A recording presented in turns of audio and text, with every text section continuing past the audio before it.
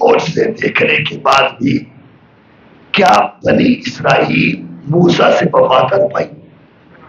بولو تو صحیح، نہیں کر پائی نا۔ اللہ فرمایا جیسا موسیٰ ویسا مصطفیٰ، جیسا فرعون ویسے تم۔ محمد کے دور میں بھی بہت سے ایسے تھے معجزات دیکھتے تھے مکر جاتے۔ توجہ سے ایک مشابہت ہے انسان کی۔ اگر اور میری ایک بات اور آپ کی خدمت میں ہدیہ کرتا چلا جاؤں کہ اللہ نے حکم دیا کہ موسیٰ بنی اسرائیل کو فرعون کے جنگل سے آزاد کر لے جائے سے۔ اب ساری قوم موسیٰ کے ساتھ، کیونکہ بہت ظلم کر رہا تھا فرعون، اب یہ بنی اسرائیل چلی موسیٰ کے ساتھ، کس لیے کہ موسیٰ ہمیں نجات دلوائے۔ ایک جملہ ہدیہ کرنا چاہ رہا ہوں، اگر پہنچ گئی تو جملے کا لطف دینا۔ اب چلے جا رہے تھے، سامنے آ گیا دریائے نیل۔ بڑی توجہ میرے بزرگوں نوجوان بھائی، دریائے نیل آ گیا۔ وہ جو موسیٰ کے سہارے پہ آئے تھے بول پڑے موسیٰ انا لمدرکون، موسیٰ تو نے تو ہمیں پھنسا کے مروایا۔ کہا کیا ہوا؟ کہا ہم تو پکڑے گئے۔ کہا کیا ہوا؟ کہا دیکھو نا سامنے دریائے نیل ہے، پیچھے فرعون کا لشکر ہے، آگے بڑھے تو ڈوب کے مر جائیں، پیچھے ہٹے تو فرعون تاہیں دیکھ کر دے۔ موسیٰ کی آواز ہے کلا ان معی ربی، خبردار میرا پروردگار میرے ساتھ ہے۔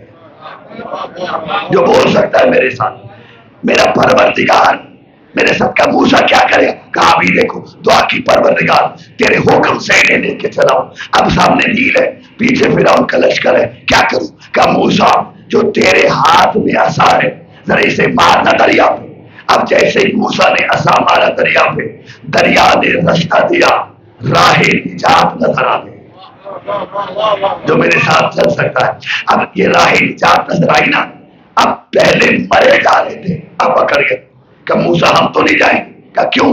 کہا ہم ہیں 12 قبیلے، ہمیں ہر قبیلے کو الگ رستہ چاہیے۔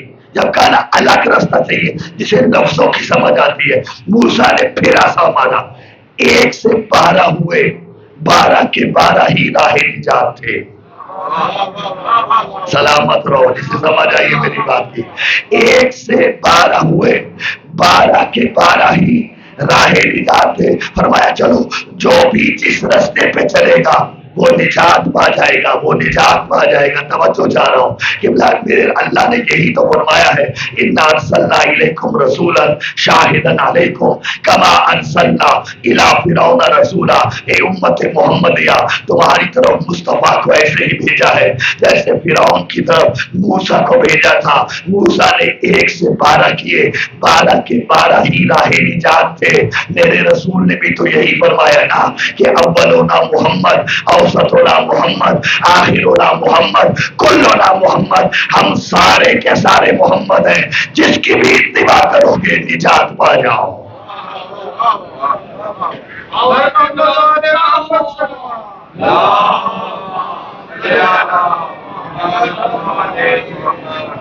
متوجہ ہے صاحبان موت قبلہ، جس بات کے لیے میں آپ کو زحمت دینا چاہ رہا ہوں کہ اللہ فرماتا ہے ام تریدون ان تسألوا رسولکم کما سئل موسیٰ، کہ تم یہی چاہتے ہو کہ تم بھی اپنے رسول سے وہی سوال کرو جیسے موسیٰ کی قوم نے موسیٰ سے کیا تھا، من قبل، تم سے پہلے۔ اس کے بعد اللہ نے ایک وارننگ دی، فرمایا وَإِن يَتَبَدَّلِ الْإِيمَانَ بِالْكُفْرِ فَقَدْ ضَلَّ سَوَاءَ السَّبِيلِ۔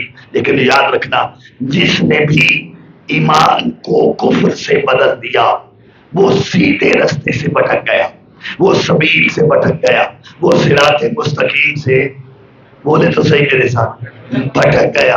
اللہ نے سمجھایا کہ جو بھی ایمان کو کفر سے تبدیل کرے گا، توجہ چاہ رہا ہوں، وہ بھٹک گیا ہے، وہ کافر ہو گیا ہے، وہ سبیل سے بھٹک گیا ہے۔ توجہ چاہ رہا ہوں، قرآن کبھی مفروضوں پہ بات نہیں کرتا۔ آخر کوئی تو تھا جس نے اپنے ایمان کو کفر سے بدلا تھا۔ اگر میری بات سمجھ میں آئے تو میرے ساتھ بولیے گا ضرور. قرآن مفروضوں پہ بات نہیں کرتا، قرآن فرضی باتیں نہیں کرتا، قرآن ہوا میں باتیں نہیں چھوڑتا. آخر کوئی تو تھا، کوئی تو تھا کہ جس نے اپنے ایمان کو کفر سے تبدیل کر دیا تھا. لیکن اللہ جو ہے صرف مفروض سے نہیں بتاتا، اللہ تو وہ ہونے والی باتوں کی پیشین گوئیاں کرتا ہے نا، مصداق بھی دکھاتا ہے. جانتے ہو یہ مصداق کا نظر آیا کہ جب علی احد میں رسول کو بچا رہے تھے، سارے بھاگ رہے تھے، سارے بھاگ رہے تھے، علی نے رسول کو بچایا. میں نے کل بھی احد کے جملے کہے، لیکن آج اس بات کے لیے آپ کو زحمت دے رہا تھا. جب علی نے رسول کو بچایا، زخمی تھا رسول، رسول کا سر علی کی گود میں تھا. جیسے ہی رسول کی آنکھ کھلی، ایک مرتبہ رسول نے سارے میدان کو دیکھا، پھر علی کو دیکھا. دیکھنے کے بعد فرمایا یا علی، جب سب بھاگ گئے تو کیوں نہیں بھاگا؟ تو علی نے قیامت تک کی تاریخ کے سینے پہ ایک جملہ لکھ دیا.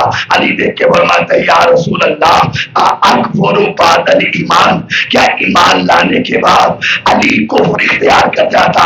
بھئی علی تو کبھی کفر اختیار نہیں کر سکتا، کیونکہ علی تو کل ایمان ہے. لیکن علی نے محمد کے سامنے فیصلہ سنا دیا کہ آج جو جو محمد کو احد میں چھوڑ کے بھاگا ہے، اس نے ایمان کو کفر سے بدل لیا ہے.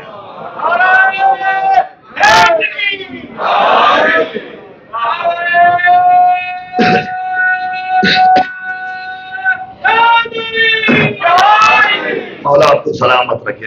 میری بات سمجھ میں آنی صاحبہ. اللہ کہتا ہے جس نے ایمان کو کفر سے بدل دیا فقط ضل سوا السبیل، تو اس نے سیدھے رستے کو کھو دیا. تو اللہ سمجھانا یہ چاہتا ہے نبی کے پاس رہنا ضروری نہیں ہے. اسے سمجھ آئے میری بات؟ لوگ نبی کے پاس رہ کے بھی گمراہ ہو سکتے ہیں. توجہ چاہ رہا ہوں، نبی کے قریب رہ کے بھی گمراہ. وجہ کیا ہے؟ جس نے دل سے مانا ہی نہ ہو. جو بول سکتے ہو میرے ساتھ، آپ کچھ بولیں گے نا میں کچھ کہہ پاؤں. جس نے دل سے مانا ہی نہ ہو، وہ ساری زندگی محمد کے قریب بیٹھا رہے، کبھی فلاں نہیں پائے. ارے بیٹھا کیا رہے، ساتھ لیٹ جائے، قیامت تک لیتا رہے. وہ جسے سمجھ آتی ہے وہ تو بولو یار. قیامت تک لیٹا رہے، کبھی بھی نجات نہیں. بس کیوں؟ نیتوں کا فرق ہے. نیت اگر خالص نہیں ہے تو قرب نبی بھی فائدہ نہیں دیتا. توجہ شاہ. اور دیکھیں صحابیت بہت بڑا ہوتا ہے، بہت بڑا مقام ہے نبی کا صحابی ہونا. ہم شیعہ جو ہیں کسی صحابی کے گستاخ نہیں ہیں، لیکن صحابی ہو تو صحیح. اسے سمجھ آئے میری بات؟ بھئی جو صحابی ہے اس کے قدموں کی خاطر ہم اپنی آنکھوں کا سرما سمجھتے ہیں، لیکن صحابی ہو تو صحیح. خبردار ہر عربی کے سر پہ صحابیت کا تاج مت سجایا کرو. میری بات سمجھ میں آئی؟ دیکھیں صحابی ہوتا کون ہے؟ صحابی کہتے کسے جانتے ہیں آپ؟ جی میں اپنی طرف سے نہیں کہہ رہا کہ جی بہت ساری تعریفیں کی ہیں اہل سنت علماء نے کہ صحابی کون ہوتا ہے. جی کہا جی جو نبی کو دیکھ لے وہ صحابی ہے. تو بھائی یہ صحابیت کا معیار کچھ ٹھیک نہیں ہے. کیوں؟ ہر دیکھنے والا صحابی نہیں بن سکتا. کیوں؟ ابو لہب نے بھی دیکھا تھا، ابو جہل نے بھی دیکھا تھا. بولے میرے ساتھ؟ تو اس کا مطلب ہے رسول کو دیکھنا صحابیت نہیں. بڑی اہم بات کرنے چاہ رہا ہوں، اگر پہنچ گئی تو یہ آپ کے بڑے کام آئی. صرف رسول کو دیکھنا صحابیت نہیں ہے. اچھا کہا گیا جی جو رسول کو ایمان کی حالت میں دیکھے وہ صحابی ہے. توجہ صاحب، ایمان کی حالت میں جو دیکھے وہ کیا ہے؟ پھر میں ایک جملہ کہتا ہوں، اگر تمہارے نزدیک صحابیت کا یہی معیار ہے کہ جو ایمان کی حالت میں رسول کو دیکھ لے وہ صحابی ہوتا ہے، تو رسالت پاک کے بعد جب پہلے صاحب منبر پہ بیٹھے تھے ایک قبیلہ تھا جن کو انہوں نے مانعین زکوٰۃ کا، سارے کے سارے صحابی تھے. توجہ چاہو کہ یہ زکوٰۃ کے منکر ہیں، منکرین زکوٰۃ. شب خون مارا، سب کو قتل کر دیا. رسول کے دور میں ایمان پہ قائم تھے. تم کہتے ہو یہ مانین زکات تھے, یہ منکرین زکات ہے, جبکہ حقیقت یہ ہے وہ زکات کے منکر نہیں تھے, وہ انہیں دینے کے منکر تھے. اللہ کرے کسی کو بات سمجھ آئی ہو. وہ منکرین زکات حضرت خالد ابن نویرہ رضی اللہ تعالیٰ عنہ, وہ زکات دینے کے منکر نہیں تھے, اسے دینے کے منکر تھے. وہ کہتے تھے تم کیسے خلیفہ بن سکتے ہو, چند دن پہلے تو غدیر میں رسول نے علی کو بنایا تھا. توجہ سارا, ہم تمہیں نہیں دیں گے, ہم علی کو دیں گے. انہوں نے کہا یہ منکرین زکات ہے, قتل کروا دیا. یا تو پھر تم یہ کہو کہ رسول کو ایمان کی حالت میں دیکھنا صحابیت نہیں ہے, یا پھر یہ کہو, توجہ چاہوں, کہ اگر رسول کو ایمان کی حالت میں دیکھنا صحابیت ہے تو حضرت ابو بکر نے جنہیں مانین زکات کہہ کے قتل کروایا وہ سارے کے سارے صحابی تھے. میری بات کی باریکی کو سمجھیں آپ, کہ یا تو یہ مانو کہ صحابہ کے قاتل ہیں, یا پھر یہ کہو کہ ایمان کی حالت میں رسول کو دیکھنا بھی صحابیت نہیں. اور قبلہ ایک بہت بڑی کتاب ہے علم کلام کی, اہل سنت کی عقائد نسوی, شرح عقائد نسوی میں اہل سنت عالم دین نے صحابی کی تعریف کی ہے. وہ کہتے سنو کہ صحابی کون ہوتا ہے, من صاحب النبی بالایمان ومات علی الایمان. ہر کوئی صحابی نہیں, رسول کو دیکھنے والا صحابی نہیں, یا ایمان لا کے رسول کو دیکھنا صحابیت نہیں. کہتا ہے صحابی وہ ہے کہ من صاحب النبی بالایمان ومات علی الایمان, جو مصطفیٰ کو ایمان کی حالت میں دیکھے اور اس ایمان پہ پھر مر بھی جائے. تو جو ایمان پہ مرے گا وہ صحابی ہے, جو محمد کے جانے کے بعد بے ایمان ہو جائے گا وہ صحابی نہیں ہو سکتا.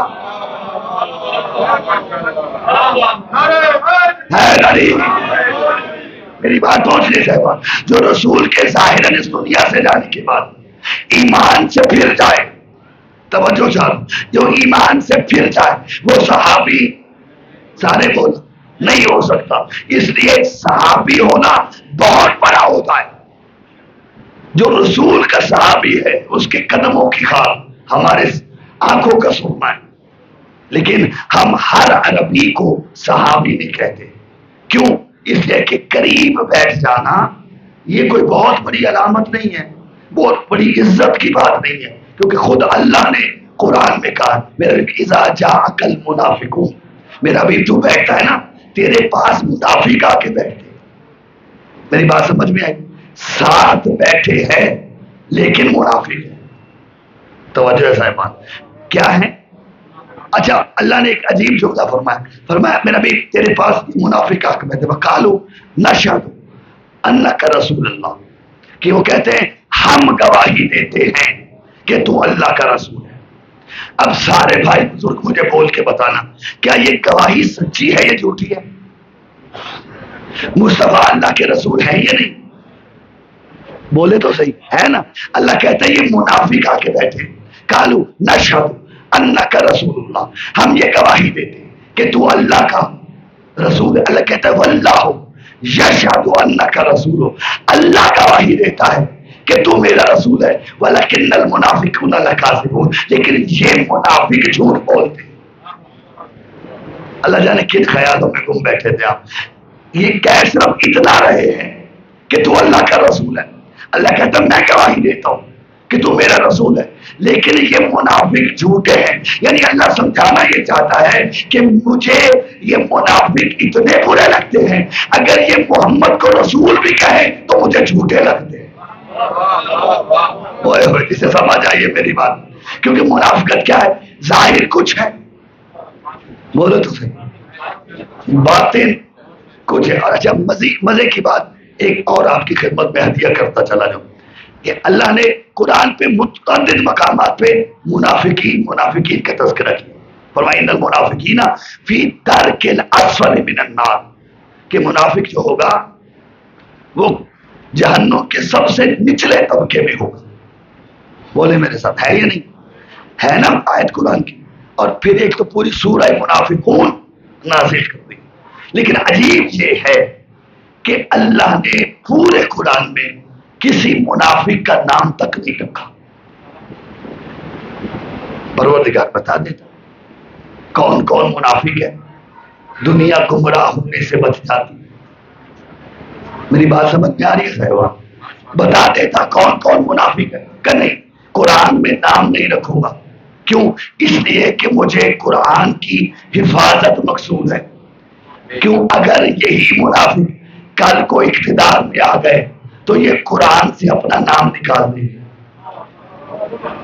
توجہ صاحبان, اس لیے اللہ نے قرآن میں کسی منافق کا, بولے میرے ساتھ نا, اچھا فرعون کا نام رکھ دیا جو مشرک ہے, اللہ کا شریک ٹھہراتا ہے.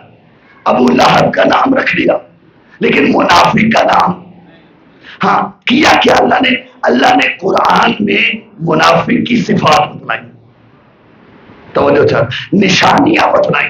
فرمایا نام نہیں لوں گا, تم نشانیاں دیکھتے جاؤ, پہچانتے چلے جاؤ کون کون منافق ہے.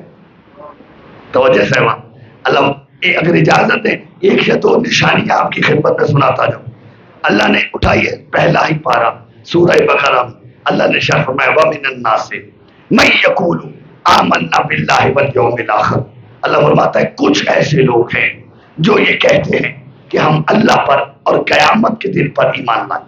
اللہ کہتا ہے وَمَا هُم بِمُؤْمِنِينَ, میں اللہ کہتا ہوں یہ مومن نہیں ہے.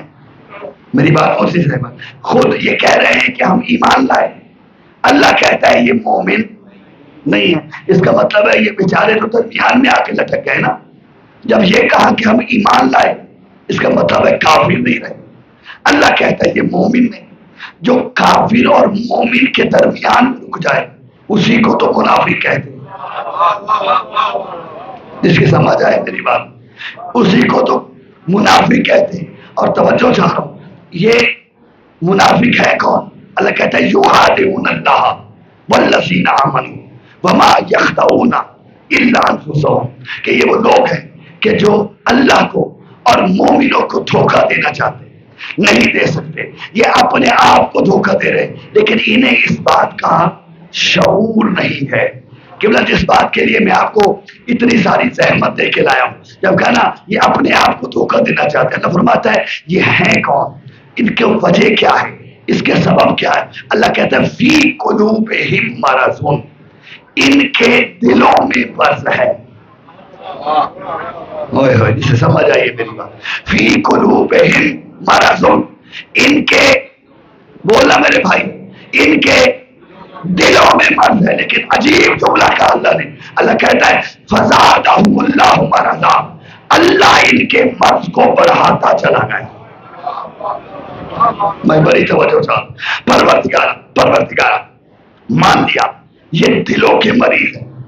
پروردگار مان لیا ان کے دلوں میں مرض ہے, لیکن یہ تو نے کیا فرما دیا, فزادہم اللہ مرضا, اللہ ان کے مرض کو بڑھاتا چلا گیا. پروردگار اگرچہ یہ دلوں کے مریض ہے, لیکن تیرا کام تو دلوں کے مرض دور کرنا ہے. تو نے اپنے رسولوں کو کیوں بھیجا؟ تیرے مصطفیٰ کا مقصد بعثت کیا ہے, جو تو نے خود فرمایا وَيُزَكِّيهِمْ, کہ ان کا تزکیہ نفس کرے گا, ان کے دلوں کو پاک کرے گا. پروردگار بجائے دلوں کے پاک کرنے کے یہ تو نے کیا فرما دیا, فزادہم اللہ مرضا, اللہ ان کے مرض کو بڑھاتا چلا گیا. اللہ کہتا ہے بات کرنے سے پہلے دیکھو تو صحیح ان کے دلوں کا مرض کیا ہے. ارے ان کے دلوں کا مرض تھا علی کی دشمنی. اللہ جانے کس تک میری بات پہنچی ہے, کس تک نہیں پہنچی. بھائی میں اپنی طرف سے نہیں کہہ رہا, رسالت امام کی حدیث ہے, یا علی حبوں کا ایمان و تقوی و بغضوں کا کفر و نفاق. علی تیری محبت ایمان بھی ہے, تقوی بھی ہے, اور تیرا بغض کفر بھی ہے, منافقت بھی ہے. میری بات پہنچے. اللہ فرماتا فی قلوبہم مرض, ان کے دلوں میں مرض ہے. پہلے دیکھو تو صحیح ان کے دلوں کا مرض کیا ہے. ارے ان کے دلوں کا مرض تھا علی کی, بولے علی کی دشمنی. اچھا ٹھہرے, میں بغیر دلیل کے بات کرنے کا عادی نہیں. رسالت امام کی حدیث سنی ہے آپ نے کہ زینوا مجالسکم بذکر علی ابن ابی طالب. بولے میرے ساتھ, اپنی مجلسوں کو زینت دو میرے بھائی علی کے ذکر اکثر کیوں؟ لأن ذکرہ ذکری و ذکری ذکر اللہ و ذکر اللہ عبادہ، کیونکہ علی کا ذکر میرا ذکر ہے، میرا ذکر اللہ کا ذکر ہے، اور اللہ کا ذکر کیا ہے؟ یہ کس نے فرمایا ہے؟ آپ بولیں گے تو میں کچھ کہوں گا، بڑی دیر سے خاموش بیٹھ لیا آپ نے۔ یہ کس نے فرمایا ہے؟ رسالت امام نے، کہ اپنی مجلسوں کو زینت دو میرے بھائی علی کے ذکر کے ساتھ۔ کیوں؟ علی کا ذکر میرا ذکر، میرا ذکر۔ اور مجلس کیسے کہتے ہیں آپ؟ اس تک میری بات پہنچی؟ اب لاکھوں ہوں گے تو مجلس ہو، ہزاروں ہو تو مجلس ہے، سینکڑوں نہیں۔ عربی میں مجلس کہتے ہیں کہ جہاں دو مل کے بیٹھ جائیں وہ مجلس ہے۔ بولو اگر بول سکتے ہو حضور۔ جہاں دو لوگ مل کے بیٹھ جائیں اسے کیا کہتے ہیں؟ مجلس۔ رسول سے ہی سمجھا رہے تھے کہ زینوا مجالسکم بذکر علی ابن ابی طالب، اپنی مجلسوں کو میرے بھائی علی کے ذکر سے زینت دو۔ یعنی رسول سمجھانا چاہتے تھے جہاں بھی دو مل کے بیٹھ جاؤ میرے بھائی کا تذکرہ دو۔ ایسے ہی ہے نا؟ یہ کس نے فرمایا؟ رسول خدا نے، کہ جہاں دو مل کے بیٹھو علی کا ذکر۔ اب میں قرآن کی آیت پڑھوں، اللہ فرماتا ہے یا ایھا الذین آمنوا لما تقولون ما لا تفعلون، اے صاحبان ایمان تم وہ کہتے کیوں ہو جو خود نہیں کرتے۔ میری بات سمجھ میں آئی آپ؟ اے صاحبان ایمان تم وہ کہتے کیوں ہو جو خود نہیں کرتے۔ رسول کہہ رہے تھے جب دو مل کے بیٹھو، جب بھی بیٹھو علی کا تذکرہ کرو، علی کا ذکر کرو۔ قرآن کہتا ہے صاحبان ایمان تم وہ کہتے کیوں ہو جو خود نہیں کرتے۔ یا تو کوئی بندہ یہ جرت کرے کہ رسالت امام نے قرآن کی اس آیت پہ عمل نہیں کیا، یہ ہو ہی نہیں سکتا، کیونکہ قرآن تو نام ہی میرے محمد کے کردار کا ہے، قرآن تو نام ہی میرے رسول کے عمل کا ہے، تو پھر ماننا پڑے گا۔ رسول جب بھی بیٹھتے تھے علی ہی کے تو فضائل سناتے تھے۔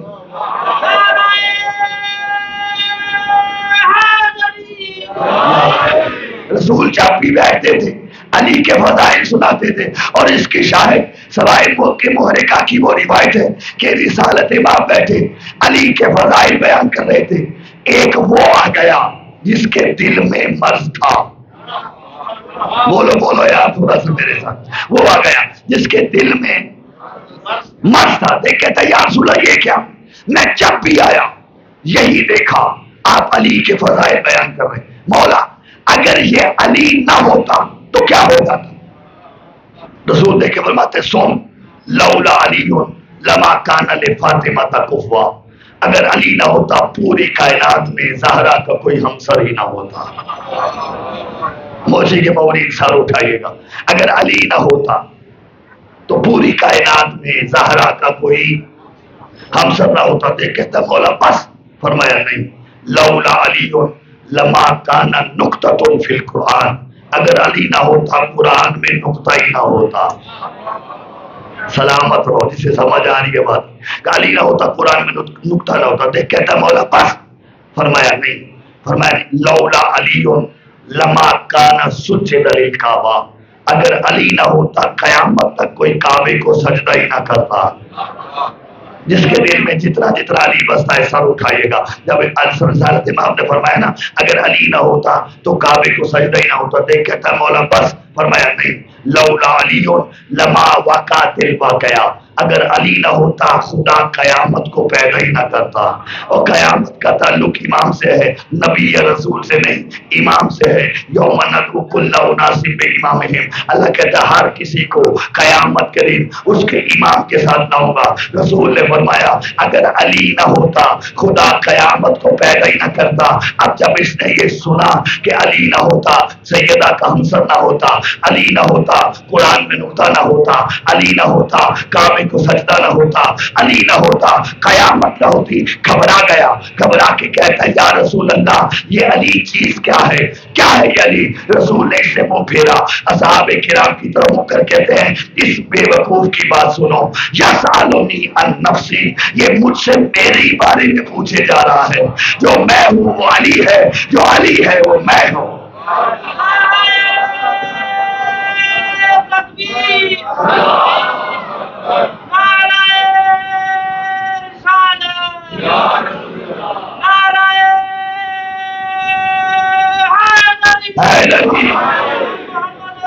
سلامت رہے اللہ سلامت رہے. یسالونی عن نفسی، یہ مجھ سے میرے ہی بارے میں پوچھے جا رہا ہے. یعنی جو میں ہوں ولی علی میرا نفس ہے. توجہ چاہ رہا ہوں کہ جس بات کے لیے میں آپ کو زحمت دے رہا تھا آیت ذہن میں ہے. اللہ فرماتا فی قلوبہم مرض، ان کے دلوں میں مرض ہے. فزادہم اللہ مرضا، اللہ ان کے مرض کو بڑھاتا چلا گیا. پروردگار مان لیا یہ سارے کے سارے دلوں کے مریض ہیں، لیکن تیرا کام دلوں کے مرض دور کرنا ہے. یہ دلوں کا مرض بڑھایا کیوں؟ فرمایا سمجھ نہیں پائے. ارے ان کے دلوں کا مرض کو دیکھو، ان کے دلوں کا مرض تھا علی کی دشمنی. اللہ فرماتا ہے میں نے تو انہیں چھیڑا ہی نہیں، میں تو بس علی کو فضائل دیتا گیا، ان کا مرض بڑھتا چلا گیا. میری بات پہنچ رہی ہے سہمان؟ یہ منافق کی نشانی. علی کے فضائل سن کے مرض بولے بڑھتا چلا گیا. اجازت ہے ایک آدھ نشانی اور بتا دوں، گھبرائے تو نہیں بیٹھے سہمان. اللہ فرماتا ہے یہ ہے کون؟ یہ وہ فی قلوبہم مرض فزادہم اللہ مرضا، ان کے دلوں میں مرض ہے، اللہ ان کے مرض کو بڑھاتا گیا. اور ایک چھوڑ دی ساری نشانی، لیکن ایک نشانی کی زحمت دے رہا ہوں. اللہ فرماتا ہے یہ وہ ہے کہ اذا لقوا الذین آمنوا قالوا آمنا، جب یہ صاحبان ایمان سے ملتے ہیں تو کہتے ہیں ہم ایمان لائے. توجہ چاہ رہا ہوں. دیکھیں قرآن آفاقی ہے نا، قیامت تک کے لیے. اگر اجازت دو تو اس دور کے اعتبار سے اس آیت کا ترجمہ سناؤں گا. اللہ فرماتا ہے اذا لقوا الذین آمنوا قالوا آمنا، جب یہ صاحبان ایمان سے ملتے ہیں تو کہتے ہیں ہم بھی تو مانتے ہیں. توجہ ہے صاحبان. وَإِذَا خَلَوْا إِلَىٰ شَيَاطِینِهِمْ، جب یہ اپنے شیطانوں سے ملتے ہیں. میں کہہ چکا ہوں جملہ، اللہ جانے کن خیالوں میں گم ہے آپ. اذا خلو الی شیاطینہم، اللہ نے اضافت کی ہے جب یہ اپنے شیطانوں سے ملتے ہیں. اب مجھے ایمان سے بتانا شیطان ہیں کتنے؟ ایک ہے نا جسے اللہ نے اپنی بارگاہ سے راندہ فرمایا. اللہ نے یہ نہیں کہا جب یہ شیطان سے ملتے ہیں، بلکہ کہا شیاطین. شیاطین جمع ہے شیطان کی. اور یہ تو آپ جانتے ہیں نا کہ عربی میں جمع دو سے شروع نہیں ہوتی. توجہ ہے، کم سے کم 3 سے شروع ہوتی ہے. اللہ جانے یہ کتنے شیطان تھے.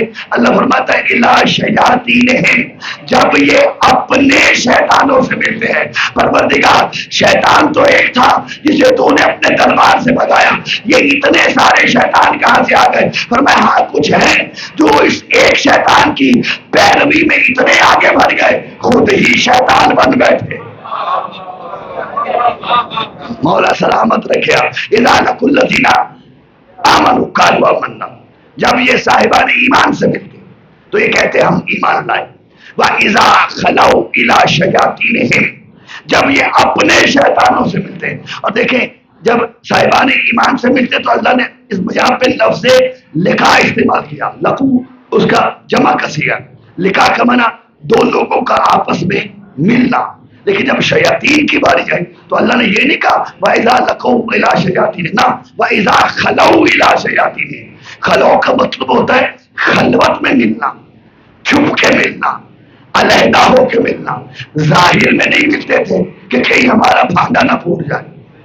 توجہ چاہو، چھپ کے ملتے تھے. وَإِذَا خَلَوْا إِلَىٰ شَيَاطِینِهِمْ، جب یہ اپنے شیطانوں سے ملتے تھے قَالُوا إِنَّ مَعَكُمْ انما نحن مستہزئون، اپنے شیطانوں کو کہتے تھے ہم تو تمہارے ساتھ ہیں، ہم تو مسلمانوں سے مذاق کر رہے تھے. قبلہ جس جملے کے لیے میں آپ کو زحمت دے کے یہاں تک لایا ہوں، قبلہ یہ کہتے ہم مومنوں سے کیا کر رہے تھے؟ مذاق کر رہے تھے. اللہ نے جملہ کہا اللہ یستہزئ بہم، جب قیامت کا دن آئے گا تب اللہ ان سے مذاق کرے گا. بولو جو بول سکتے ہو میرے ساتھ، اللہ ان سے مذاق کرے. کسی نے معصوم سے پوچھا مولا اللہ بھی مذاق کرے؟ فرمایا ہاں کرے گا. کہا مولا اللہ کا مذاق کیا ہوگا؟ رسول مسکرا کے فرماتے ہیں اللہ کا مذاق یہ ہوگا ان کے ساتھ کہ اللہ ان سے حساب مومنوں والا لے گا، انجام کافروں والا کرے گا. اللہ اکبر. اسے سمجھ آئیے، یہ انجام کافروں والا ہوگا، حساب مومنوں والا ہوگا. اللہ ان سے مذاق کرے گا کہ جب یہ قیامت کے دن اپنے اعمالوں کے انبار سر پہ اٹھائے آئیں گے، پل صراط سے گزرنے لگیں گے، آواز قدرت آئے گی واقفوہم انہم مسئولون، انہیں روک لو، ان سے ابھی ہم نے سوال کرنا ہے. تو دیکھیں گے پروردگارا اب کون سا سوال رہ گیا؟ تو نے نماز کا کہا، ہم نے نماز اتنی پڑھی، کبھی طہارت کا بھی خیال نہیں کیا. تو نے روزوں کا کہا، ہم نے روزے سارے کے سارے رکھے. تو نے حج کا کہا، ہم پیدل حج کرتے رہے. تو نے زکوٰۃ کا کہا تو کتنا وہ تو بینک والے خود ہی کاٹ لیتے تھے. تو نے جہاد کا کہا، ہم نے جہاد اتنا کیا کہ دنیا میں کسی مسلمان کو چین سے نہیں رہنے دیا. اب کیا پیچھے رہ گیا؟ آواز قدرت آئے گی واقفوہم انہم مسئولون عن ولایت علی ابن ابی طالب، انہیں روک لو، ان سے ابھی علی کی ولایت کا سوال ہے. اگر دل میں علی کی محبت ہے جنت میں چلے جاؤ، نہیں ہے تو ان کو اونٹے منہ جہنم میں ڈال دو، مجھے ان کی ضرورت ہی نہیں ہے.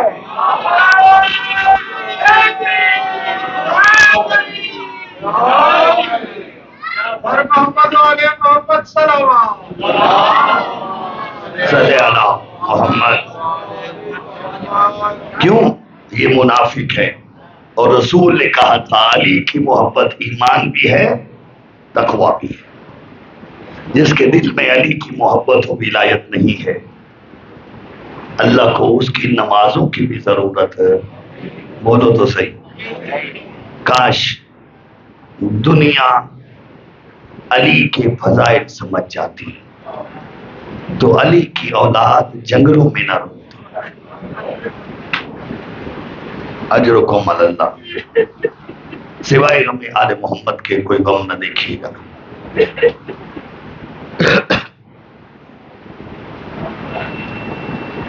دو محرم کو حسین کربلا میں آئے.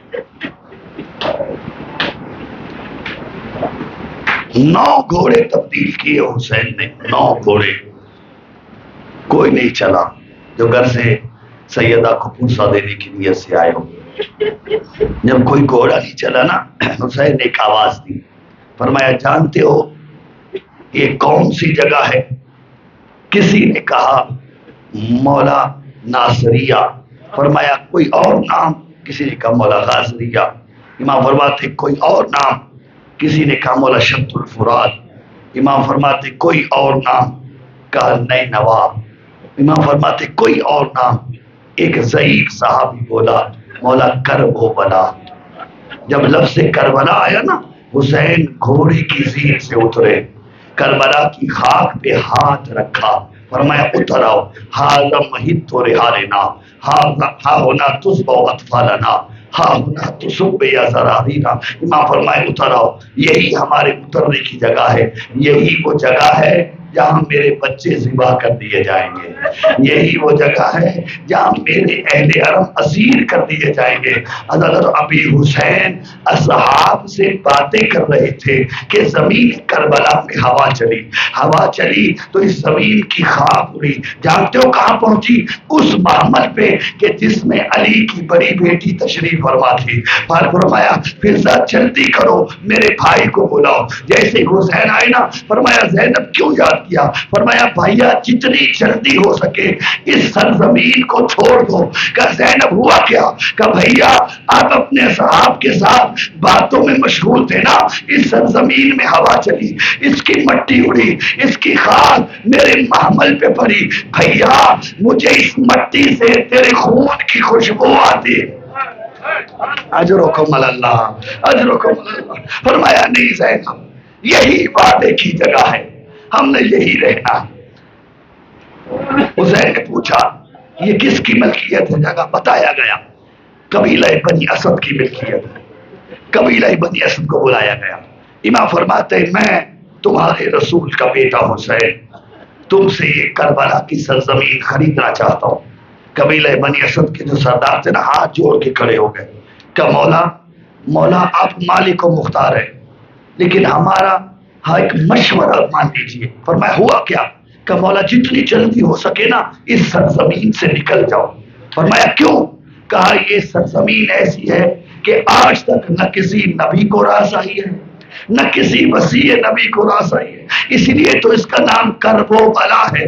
مولا جلدی چلے جائیے، سرزمین چھوڑ دیجیے۔ فرمایا گھبرا نہیں، آج یہ کربلا ہے، عاشور کے بعد اسے معلی حسین بنائے گا۔ اجرکم اللہ، حسین اسے معلی بنائے گا۔ بس حضرت 60,000 درہم میں امام نے سرزمین کربلا کا جو ہے وہ سودا کیا، خریدی سرزمین۔ خریدنے کے بعد فرمایا قبیلہ بنی اسد والوں، میں تمہیں واپس ہبہ کر رہا ہوں، لیکن میری کچھ شرطیں ہیں۔ کہ مولا فرمائیے؟ کہ میری پہلی شرط یہ ہے کہ آج کے بعد اس سرزمین پہ کھیتی باڑی نہ کرنا۔ مولا جو حکم۔ فرمایا میری دوسری شرط یہ ہے، ہماری شہادت کے بعد اگر ہمارا کوئی زائر آ جائے تو اسے 3 دن تک مہمان رکھنا۔ اللہ جانے کیوں رکھی حسین نے یہ شرط کہ جو میرا مہمان آئے تو اسے 3 دن تک مہمان رکھنا۔ شاید حسین نے سوچا ہو جب میرا کوئی زائر آئے اور اس تپتے ہوئے صحرا میں 3 دن گزارے، یہاں کی گرمی کو دیکھے، پیاس کی شدت کو دیکھے، سوچے گا تو صحیح اتنی شدت کی گرمی میں، اتنی شدت کی پیاس میں حسین کا اصغر کیسے زندہ رہا ہو۔ اجرکم اللہ، جو لفظ سمجھ کے روتے ہو۔ فرمایا مولا جو حکم کی تعمیل ہے۔ امام فرماتے ہیں اچھا میری آخری شرط یہ ہے کہ جب اشقیاء اپنوں کو دفن کر کے چلے جائیں گے، ہمارے لاشیں کربلا کی تپتی ریت میں چھوڑ کے جائیں گے، تو تم ہمارے لاشوں کو دفن کر دینا۔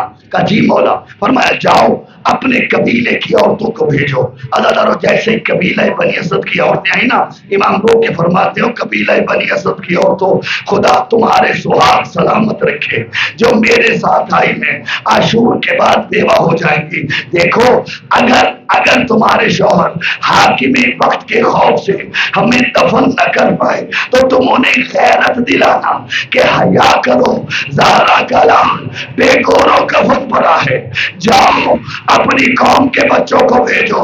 وہ عزادارو قبیلہ بنی اسد کے بچے آئے۔ عزادارو صاحب مقتل لکھتے ہیں حسین نے ایک ایک بچے سے پیار کیا، رو کے فرماتے ہیں خدا تمہیں کبھی یتیم نہ کرے، جو بچے میرے ساتھ ہیں عاشور کے دن یتیم ہو جائیں گے۔ اور فرمایا بچوں اگر تمہارے ماں باپ ہمیں دفن نہ کر پائے، تم کھیلنے کے بہانے سرزمین کربلا میں آ جانا، ایک ایک مشت خاک اٹھا کے ہمارے لاشوں میں ڈالنا، تمہارا کھیل بن جائے گا، ہمارے لاشیں دفن ہو جائیں۔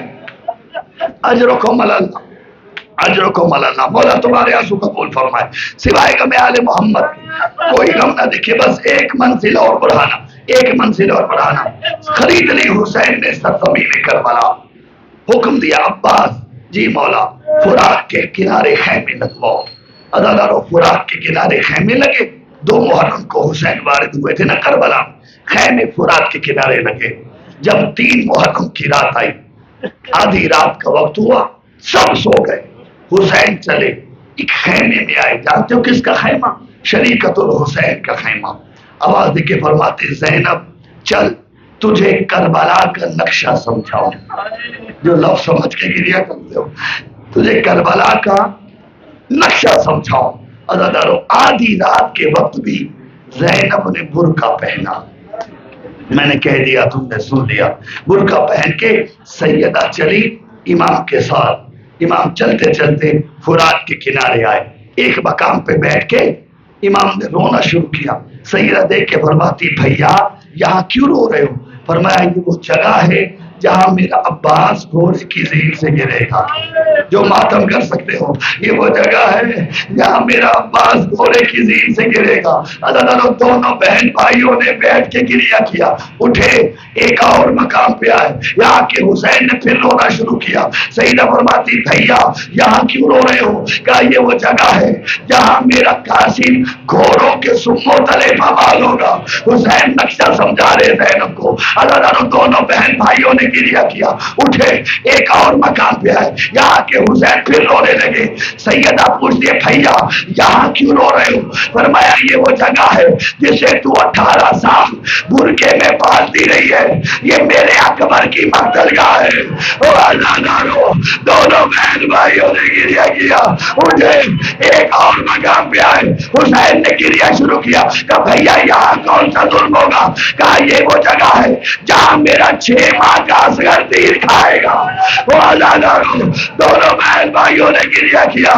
اب جو حسین اٹھے ایک نشیب میں اتر گئے، لوگ کہتے زینب پہچان یہ وہ جگہ ہے جہاں میرا سر سجدے میں ہوگا، تو 70 قدم پہ کھڑی دیکھ رہی ہوگی، یہ میرا مقتل گاہ ہے۔ اداداروں دونوں بہن بھائیوں نے گریہ کیا، اداداروں اٹھے۔ اب جو ایک مقام پہ آئے، یہاں کے حسین نے اتنا گریہ کیا، اتنا گریہ کیا، حالت غش میں چلے گئے۔ زینب نے پاؤں کی تلیاں ملی، حسین کی آنکھیں کھلی، کہ بھیا مجھے بتا تو صحیح، تو اکبر کی مقتل گاہ میں بے ہوش نہیں ہوا، تو عباس و قاسم کی مقتل گاہ میں اپنے حواس میں رہا، جہاں آخری سجدہ دے گا اپنی مقتل گاہ میں حواس قائم رہے۔ بھیا یہاں ایسا کون سا ظلم ہوگا جو تو اپنے حواس کو بیٹھا؟ اونچا رویا ایمان، رو کے فرماتے زینب یہ وہ جگہ ہے جہاں نیزے کے ساتھ تیرے سر سے چادر اتاری جائے گی۔